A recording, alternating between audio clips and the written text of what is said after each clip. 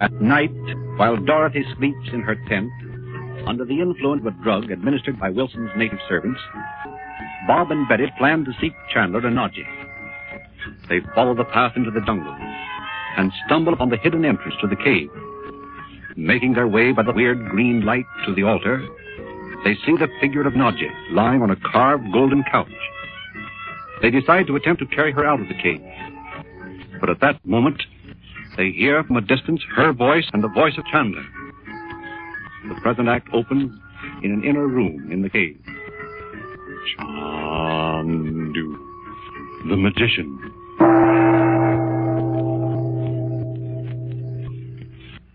Nadji, where are you? Where are you, Chandu?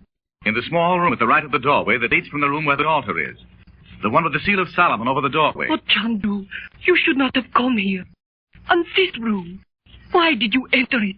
The seal of Solomon is... What do you mean, Nadji? Why should the seal of Solomon prevent me from entering this room? You do not know its mystic meaning, then? Of course. I know many secrets about it.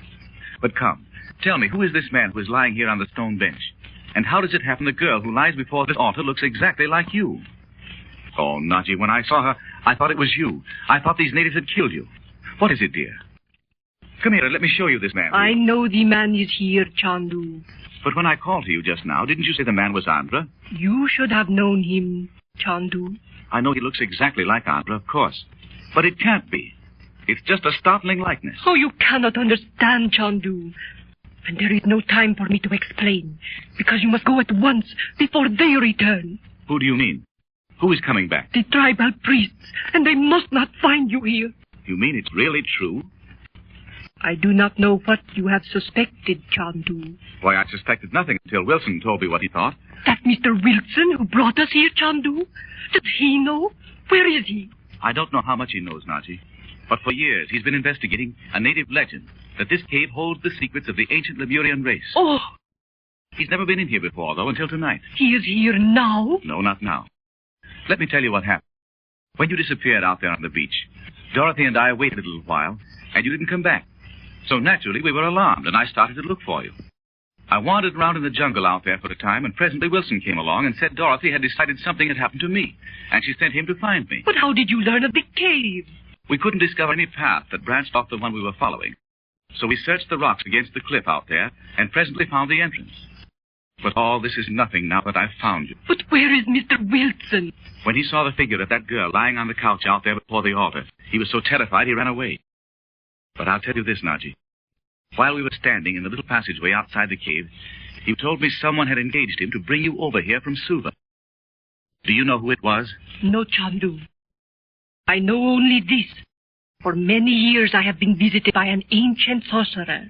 Dorothy saw him once in Cairo. I know. She told me. That was the night he told you if you persisted in your friendship for me, my life's work would be of no avail. Is that the man? Yes. But it wasn't Indian? No, Chandu.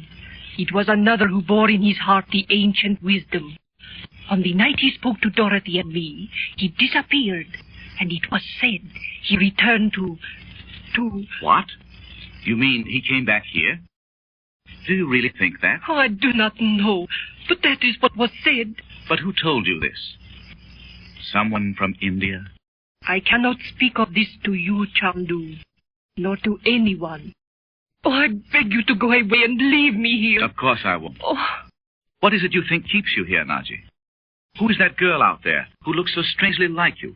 Since you have guessed that this cave holds the secrets of ancient Lemuria, Chandu, I will tell you it is true. But what has all this to do with you? These amazing series of caves. And those cats out there. You have seen the cats? You understand their meaning? That's the only thing I do understand about this whole affair, Nadji. These priests, whoever they are, seem to worship the cat goddess Ubasti. But that doesn't explain what you're doing here. I am here because I have been summoned, Chandu.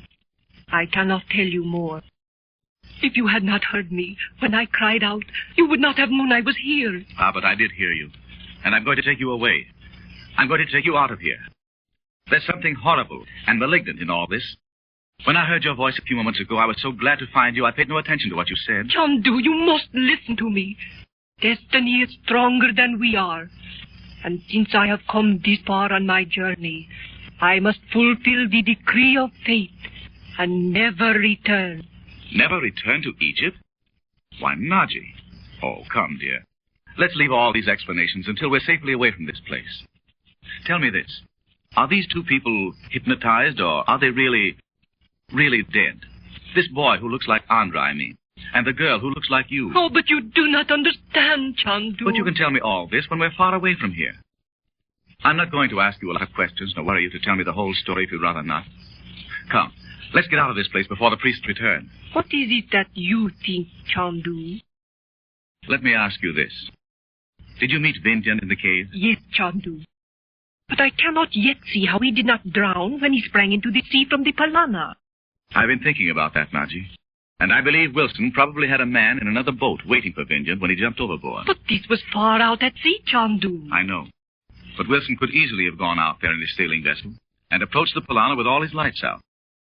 A little thing like maritime law wouldn't stop Wilson if I know him. If you are right, Chandu, it may be that was the manner in which it occurred. But even if you ever had occasion to fear Vinjan, you need fear him no longer.